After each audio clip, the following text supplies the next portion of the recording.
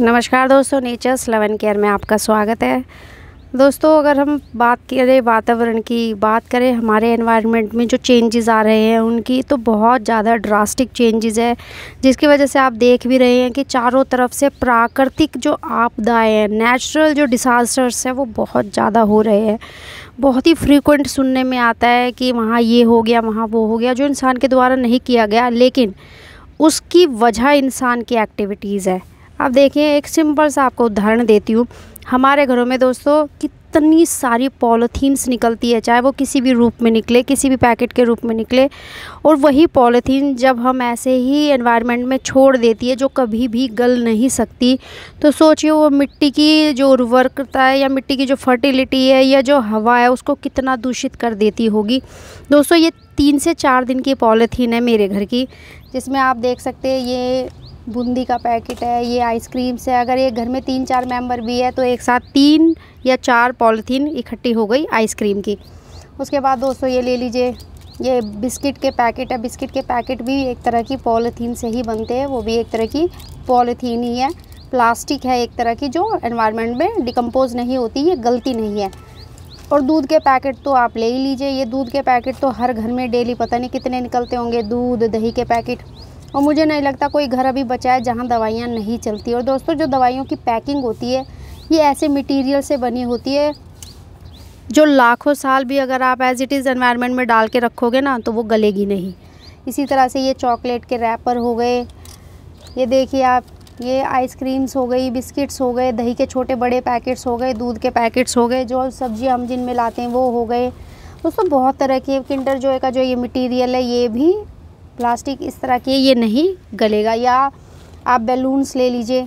तो आप ये देखिए दोस्तों, अगर मेरे घर में हम 4 मेंबर हैं, 2 बच्चे और मैं और हस्बैंड। अब आप सोचिए, हमारे एक छोटे से परिवार में जब इतनी पॉलीथीन 3 से 4 दिन में निकलती है, तो जो बड़े घर है जहाँ फैमिली मेंबर 8 से 10 लोग हैं, तो आप सोचिएगा उनके घर में ब्रेड का पैकेट भी रेगुलर, आपके घरों में ब्रेड भी ज़रूर आते होंगे। तो अब ये सोच के देखिए कि अगर आप डेली इतनी पॉलीथीन घर से निकलती है और वही पॉलीथीन हम एनवायरनमेंट में ले जाकर एज इट इज़ डाल देते हैं, तो कैसी कंडीशन हो जाएगी हमारे एनवायरनमेंट की, हमारी मिट्टी की। आज हमें अन्न मिल रहा है खाने के लिए, हो सकता है अगर यही एक्टिविटीज़ हमारी बढ़ती चली गई तो ये हमें ना मिले। आपने फ्लिपकार्ट हो गया, ब्लिंकिट हो गया, कोई भी अगर ऑनलाइन अगर आप देखें तो सारी ही जो पैकिंग की चीज़ें वो पॉलीथीन्स में आती है। खुली चीज़ वो नहीं देते, वो पैक करके पॉलीथीन में देते हैं, वो भी एक तरह की प्लास्टिक है जो नहीं गलती। अब देखिएगा आप, हमारे गवर्नमेंट के सामने ये कितना बड़ा चैलेंज बन चुका है कि इस पॉलीथीन का जो ये वेस्ट है इतना ज़्यादा, इसको कैसे मैनेज करें। अगर लैंडफिल करते हैं तो ज़मीन ख़राब होती है, तो आप सोच कर देखिए, एज इट इज़ डालते हैं तो एनवायरनमेंट पोल्यूट होता है। तो इसका क्या उपाय है? अगर as a individual, as a एक नागरिक होने के नाते हम सोचें तो हम थोड़ा थोड़ा कंट्रीब्यूट ज़रूर कर सकते हैं।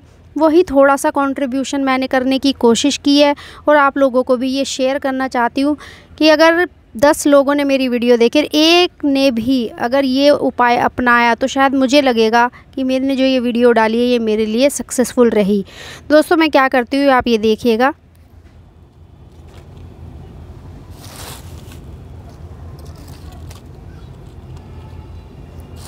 ये जो पॉलीथीन है इनको मैं क्या करती हूँ, इनको छोटे छोटे पीसेस में, ये इस तरह से, आपको थोड़ा टाइम लेना पड़ेगा इसके लिए, मुश्किल से 10 से 15 मिनट आप ले ही सकते हैं हफ्ते में।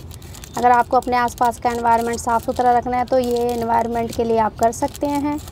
आप अपने फैमिली मेम्बर की हेल्प भी ले सकते हैं। मतलब जितना आपसे हो पाए आप इनको छोटे छोटे पीसेस में काट लीजिए, क्योंकि अगर आप इसी एज इट इज़ इसे डालेंगे तो ये स्पेस बहुत ज़्यादा लेगा और ये इतने लाइट होते हैं वेट में, ये एयर में उड़ते इधर उधर जाएंगे और हमारे साफ़ सुथरे एनवायरनमेंट को भी ये गंदा करेंगे। और आने वाले टाइम में लैंडफिल के लिए भी दोस्तों जगह नहीं बचेगी। तो आप सोच कर देखिए, अगर आज हमने इसके अगेंस्ट कोई स्टेप नहीं लिया तो आने वाला हमारा जो टाइम होगा वो कितना ख़तरनाक हो चुका होगा। सरकार के पास भी बहुत इफ़ेक्टिव वो नहीं है तरीके जिससे कि वो इनको डिकम्पोज़ कर सके, क्योंकि इसका जो रिसाइकलिंग रेट है वो बहुत कम है। हमारे पास अभी ऐसे मेथड भी नहीं है जो इतनी हार्ड प्लास्टिक को रिसाइकल कर सके। तो इसके लिए वो ये सरकार क्या करती है, इसको सेपरेट करती है और इसको लैंडफिल करती है, और जो भी प्लास्टिक रिसाइकलेबल है जिसको रिसाइकल किया जा सकता है उसको सेपरेट करके रिसाइकल कर दिया जाता है। ये देखिए ये ऐसे आप इसके दवाइयों के ये भी काट लीजिएगा, क्योंकि कोई भी जो रैपर होता है दवाई का, बहुत ही रेयर ऐसे रैपर होते हैं जो कि डिकम्पोज हो जाते हैं एनवायरनमेंट में। घरों में नमकीन बिस्किट रेगुलर दोस्तों आता है, रेगुलर हमारे घर में डेली 5 से 10 पॉलीथीन वाले प्लास्टिक वाले मटेरियल आते ही है, चाहे वो पैकेट के रूप में आए चाहे वो किसी दूसरी चीज़ के रूप में आए। तो टॉफ़ीज़ के ऊपर जो पैकेट्स होते हैं दोस्तों वो भी इसी तरह से डिकम्पोज नहीं होते। अब ये मैंने काट लिया, मैं ऐसे ही सारा अपना इकट्ठा करके काट लेती हूँ। जो छोटे हैं उसको आपको काटने की ज़रूरत नहीं है। ये देखिए जैसे ये छोटे छोटे बिस्किट के पैकेट है, ये बैलून है। अब आप इसको, यह मैंने छोटे छोटे जैसे ही छोटे छोटे, आप इसको एक कोई भी पेंसिल ले लीजिए, पेन ले लीजिए, कोई भी ऐसी स्टिक ले लीजिए जिससे आप इसको अंदर घुसा सके। वैसे तो हमारी फिंगर्स ही बहुत है, तो इस तरह से आप इसको, ये इसमें एक बोतल में बहुत सारा आ जाता है दोस्तों। ये 1 लीटर की पानी की बोतल, ये भी प्लास्टिक की है, इसको भी आप रीयूज़ कर सकते हैं, लेकिन ये रिसाइकल बहुत कम होती है। या इसको काट सकते हैं, ये इस तरह से छोटे छोटे आपने पीसेस काट लिए हैं, इनको काट लीजिए दोस्तों। अगर आप इनको एज इट इज़ भी डालते तो ये नालों को ब्लॉक करती हैं, नालियों को ब्लॉक कर देती हैं, जो कि अच्छा नहीं है। नदियों में, समुद्रों में चली जाती हैं, वहाँ के वाटर को पोल्यूट करते हैं। वहाँ रहने वाले जो जीव जंतु है उनको ये एक तरह का पॉइज़न है उनके लिए, वो ऐसे एनवायरनमेंट में वो भी नहीं जी पाते, वो भी मर जाते। तो सोचिएगा एक प्लास्टिक के कितने सारे नुकसान हैं, और यही वजह है कि हमारी जो सरकार है वो बार बार इसी चीज़ पे जोर देते हैं कि प्लास्टिक को रोकिए, प्लास्टिक बैन कीजिए। प्लास्टिक कोशिश भी करती रहती है, लेकिन हम लोग सुधरते ही नहीं। बाज़ार जाएंगे तो थैला लेकर नहीं जाएंगे, वहीं से पिन्नी मांगेंगे। मैं भी करती हूँ दोस्तों, मैं भी नहीं थैला लेके जाती, तो मैं भी पॉलीथीन में ही लेके आती हूँ। लेकिन कभी कभी मुझे लगता है कि नहीं, ये हमारी जो आदतें हैं ना, ये आने वाला हमारा फ्यूचर ख़राब कर रही हैं। तो इसीलिए हमें कोशिश यही करनी चाहिए जितना हो सके अपनी तरफ से।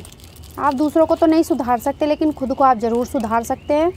तो आप अपनी तरफ से ये कोशिश कीजिए कि आपके घर से जो पॉलीथीन, जो प्लास्टिक किसी भी तरह से निकल रही है, उसको कोशिश कीजिए इस तरह से डिकम्पोज़ करने की कि वो ना तो आपके एनवायरनमेंट को नुकसान दे और ना दूसरों के आसपास के वातावरण को ख़राब करे। तो इस तरह से दोस्तों, इसमें बहुत सारी, इसमें भी बहुत ही, इसमें मुझे लगता है 1 महीने की पॉलीथीन आप आराम से भर सकते हैं एक बोतल में। आप सोचिए अगर एक बोतल में 1 महीने की पॉलीथीन आप भर सकते हैं। ये देखिए इसमें भी बहुत आ जाएंगी, ये भी बहुत खाली है। ये मैंने पिछले हफ्ते भी भरी थी और अब मैंने ये टाइम इस बार भी भर लिया, और इसमें भी बहुत जगह खाली है। अगर आप इसको अच्छे से दबा दबा के भरेंगे तो ये जो बॉटल है ये आपके पूरे महीने की घर की प्लास्टिक को, इसमें पैकेट्स जो होते हैं उनको काट के इसमें भर दिए। दाल के पैकेट, बिस्किट के पैकेट, चॉकलेट के पैकेट, आइसक्रीम के पैकेट, जो भी पैकेट्स आते हैं आप इसमें भर सकते हैं और अपने एनवायरनमेंट को साफ़ कर सकते हैं। उसके बाद यही बोतल अपने कूड़े के साथ आप डाल के आ जाइए गाड़ी में। इससे क्या होगा कि जो सेपरेट करने वाले होते हैं कूड़े को, उनके लिए काफ़ी कन्वीनियंट होगा। वो इसी बॉटल को आराम से जहाँ भी लैंड फिल करेगा, एक तो ये स्पेस कम लेगा, दूसरा उनका काम है वो काफ़ी हद तक घट जाएगा और हमारा एनवायरनमेंट भी काफ़ी हद तक सेफ़ हो जाएगा। धन्यवाद दोस्तों।